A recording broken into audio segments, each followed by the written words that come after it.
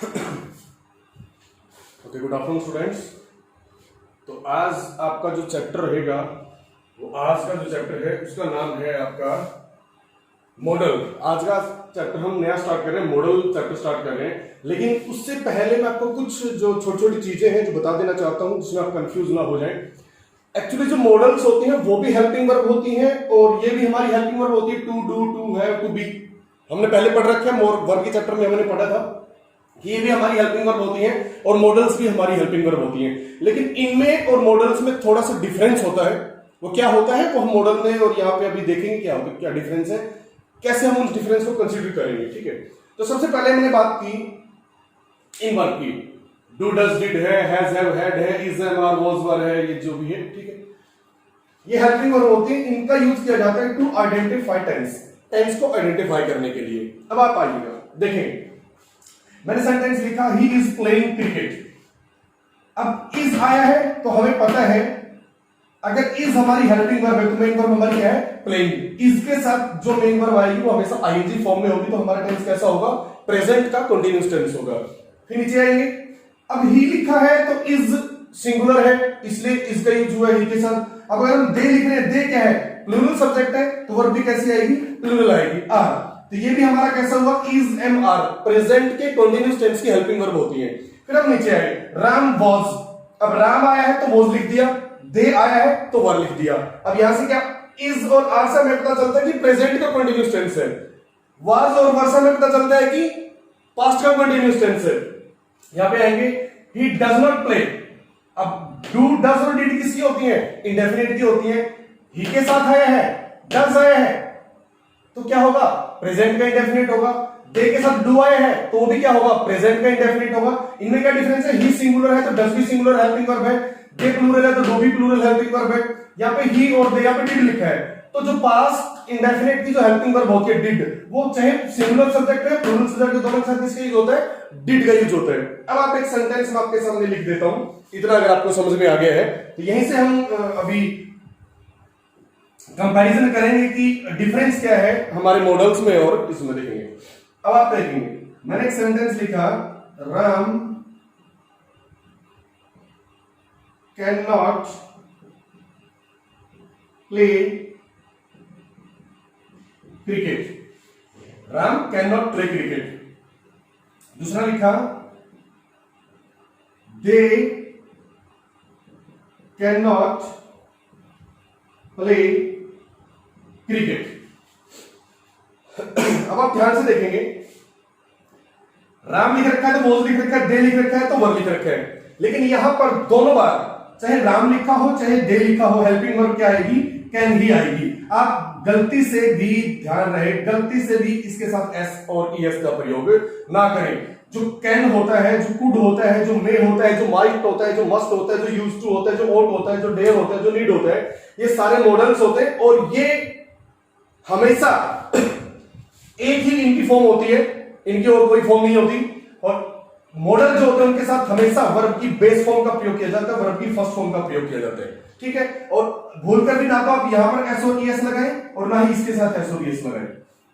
ये बात ध्यान में रहेगी, चाहे राम हो चाहे दे हो, चाहे सब्जेक्ट सिंगुलर हो चाहे प्लूरल हो, मॉडल हमेशा अपनी ओरिजिनल फॉर्म में आता है और मॉडल के साथ हमेशा वर्ब की फर्स्ट फॉर्म आती है। तो यही डिफरेंस मैंने बताने के लिए आपको ये चीजें लिखी थी। अभी हम फर्दर मॉडल डिस्कस करेंगे, उसमें कौन कौन से मॉडल हैं, किस किस के लिए यूज होते हैं, मॉडल की डेफिनेशन क्या होती है, अभी हम उसको यूज कर रहे हैं।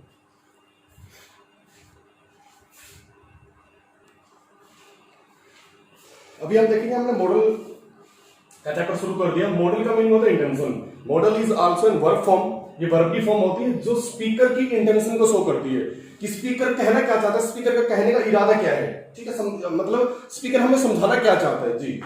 तो इसमें हमने सबसे पहले दो मॉडल लिए, नीड और डेयर।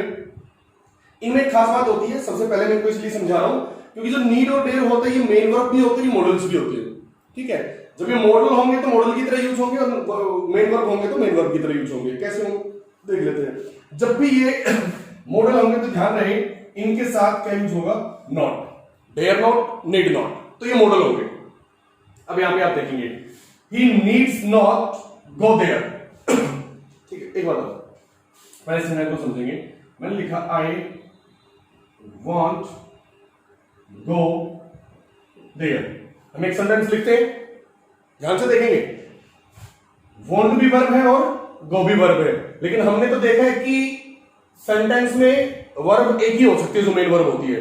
या तो हमें क्या करना पड़ेगा, इन दोनों वर्ब को एंड से जोड़ना पड़ेगा, तब जाके सेंटेंस ठीक हो सकता है। नहीं तो जो ये पीछे वाली मेन वर्ब है और ये भी मेन वर्ब है, इसको तो मेन वर्ब रखेंगे और इसको हम क्या बना देंगे, इंफिनिटिव वर्ब बना देंगे, non finite. Non finite verb किसकी तरह यूज करती है, नाउन की तरह यूज करती है, तो टू गो क्या हो जाएगा, इस वर्ब का ऑब्जेक्ट हो जाएगा। मतलब कहने का मीनिंग क्या है कि हम एक सेंटेंस में दो मेन वर्ब का यूज नहीं कर सकते। तो इसी तरह यहां पे आ जाए, अब हमें पता है अगर नोट लग जाए, नीड नोट, तो किसकी तरह यूज होगा, मॉडल। और मॉडल क्या होगा, एक हेल्पिंग वर्ब होती है। तो मेन वर्ब क्या हुआ, गो। सेंटेंस सही है, बिल्कुल सही है सेंटेंस, लेकिन दिक्कत क्या है, मॉडल में जैसे आप कैन के साथ एस नहीं लगा सकते थे, उसी तरीके से नीड यहाँ पे मॉडल है। नीड और डेयर मॉडल कब होते हैं, जब उनके साथ क्या लगता है, नोट लगता है। तो यहां पर जो एस लगा है वो भी आप उसके साथ यूज नहीं कर सकते, ध्यान रहे इस बात का। वही सारे रूल फॉलो होंगे, वही ओबे करने पड़ेंगे जो मॉडल के होते हैं। मॉडल में ना किसी के साथ एस लगता है ना ईएस लगता है, उसके साथ हमेशा वर्ब की बेस फॉर्म आती है। ठीक है, कभी आप सोचो कि ही आया तो हो जाएगा, नहीं, क्योंकि नीड और यहाँ पे क्या है, मॉडल है, और मॉडल के बाद हमेशा वर्ब की फर्स्ट फॉर्म और बेस फॉर्म का प्रयोग किया जाता है, जिसको बेस फॉर्म बोलते हैं, वर्ब की फर्स्ट फॉर्म को। They don't need to go there. देखो क्या होता है, अगर मैं यहां से टू हटा दूं 1 मिनट के लिए, अब हेल्पिंग वर्ब हमारी क्या है, डोंट, तो नीड क्या हुई, मेन वर्ब हुई।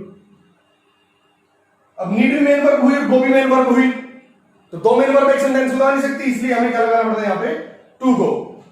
ठीक है, सेंटेंस सही है बिल्कुल, ये सेंटेंस सही हो गया। थर्ड सेंटेंस की बात करते हैं, I dare not to risk. अब एक बात बताओ, डेयर और नीड के साथ जब नोट लगता है तो वो क्या होती है, हेल्पिंग वर्ब होती है।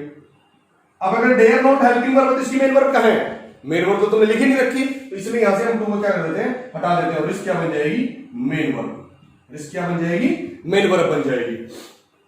ही डजंट नीड, अब डजंट क्या है, हेल्पिंग वर्ब, नीड क्या हुई, मेन वर्ब, ऑब्जेक्ट क्या हुआ मेन वर्ब का, योर स्पॉट। सेंटेंस बिल्कुल सही है।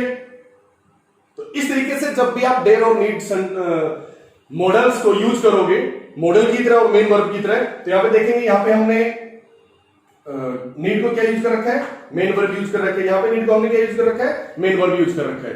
तो नीड और डेयर दोनों तरीके से यूज होते हैं, मेन वर्ब भी यूज होते हैं और हमारा हेल्पिंग वर्ब एक मॉडल की तरह भी यूज होते हैं। तो ये हमारा नीड और किसका, डेयर का यूजेस था, एज अ मेन वर्ब और एज अ मॉडल। ठीक है, तो आई होप आपको सबको समझ में आया होगा।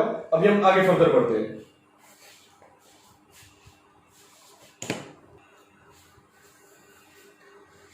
अभी हमारा जो नेक्स्ट मॉडल्स है वो ये है यूज टू। देखिए यूज टू के बारे में मैंने सब कुछ यहां पे लिख रखा है। यूज टू का यूज करते हैं पास्ट की हैबिट को बताने के लिए, जो काम अब नहीं होता है पहले हुआ करता था, लिख रखा clear, but not now. Use to past habits होकर तो उसके वर्ब की फर्स्ट फॉर्म का प्रयोग किया जाता है, वो क्या होता है, मॉडल होता है। अब एक यूज टू का यूज हम किसके लिए करते हैं, एक्स्टम टू, किसी चीज के लिए आदी होना, कि हम उस चीज के आदी थे, तो उस टाइम पे वो क्या होता है, एडजेक्टिव होता है। दोनों का बहुत क्लियर डिफरेंस है, ज्यादा कंफ्यूज होने की जरूरत नहीं है। यूज टू से पहले अगर कोई बी की फॉर्म है या गेट लिख रखा है तो वर्ब की फर्स्ट फॉर्म प्लस आईएनजी का यूज होगा। उस टाइम पर यूज टू हमारा क्या होगा, एक एडजेक्टिव होगा जिसका मीनिंग होगा अकस्टम टू।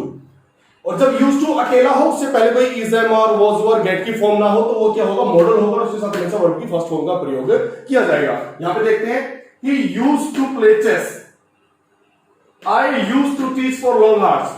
अब देखेंगे यूज्ड टू से पहले कोई is am are was were नहीं है, तो ये क्या है, हमारा मॉडल है। सेम हियर, ये भी हमारा क्या है, मॉडल है। अगर मॉडल है तो दोनों के बाद वर्ब की फर्स्ट फॉर्म का प्रयोग किया जाएगा, जो हमने किया है, तो हमारे सेंटेंस क्या हुए, दोनों सही हुए। अब हम बात करते हैं इस यूज टू की, इस यूज टू की और इस यूज टू की। आई एम यूज टू, अब देखो यूज टू से पहले क्या है, इज एम आ रहा है, तो ये जो टीचिंग है आपका क्या है, जिरन हो जाएगा, और ये यूज टू क्या हो जाएगा, एडजेक्टिव हो जाएगा। मॉडल नहीं है अभी, ध्यान रहे इस बात का, अभी मॉडल नहीं है, एडजेक्टिव बन गया है।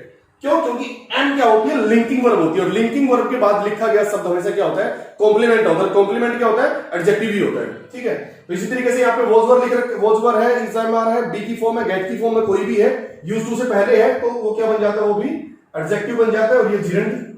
ठीक है, ये हमारी मेन वर्ब। अगेन का we use to go there with our friends. अब ध्यान से देखेंगे, we use to go there with our friends, तो यहाँ पे यूज टू से पहले कुछ लिखा है, कोई इज एम आर, कोई वॉज वर, कोई बी की फॉर्म, कोई गेट की फॉर्म नहीं लिखी। तो ये हमारा यूज टू क्या है, मॉडल है, और ये वर्ब की फर्स्ट फॉर्म। ठीक है, तो इस तरीके से हम यूज टू का भी डिफरेंस देख सकते हैं। जिस तरह नीड और डेयर का हमने देखा था, इसी तरीके से हमने यूज टू और मतलब यूज टू कब हमारा मॉडल यूज होता है, कब हमारा एडजेक्टिव यूज होता है, दोनों के डिफरेंस भी हम यहाँ पे देख चुके हैं। तो आई होप आपको ये जो मैंने अभी तक बताया है अच्छे समझ में आया होगा। नहीं समझ में आया है तो कोई भी अगर दिक्कत रहती है तो आप मेरे को व्हाट्सएप पर पूछ सकते हैं। और बच्चों को मैं एक बात और बता देना चाहता हूं कि जब भी आप यूट्यूब पे वीडियो देखते हैं तो क्वालिटी मस्ट बी 480। जब भी आप यूट्यूब पे हमारा वीडियो चलता है तो बिल्कुल साइड में यहाँ पे ऐसे 3 डॉट डॉट लगे मिलेंगे आपको ऊपर, उन पे जब आप क्लिक करोगे तो यहाँ पे एक ऑप्शन खुलेगा क्वालिटी का, तो वहां पे आपने 480p को सिलेक्ट करना है कम से कम, या 360 को।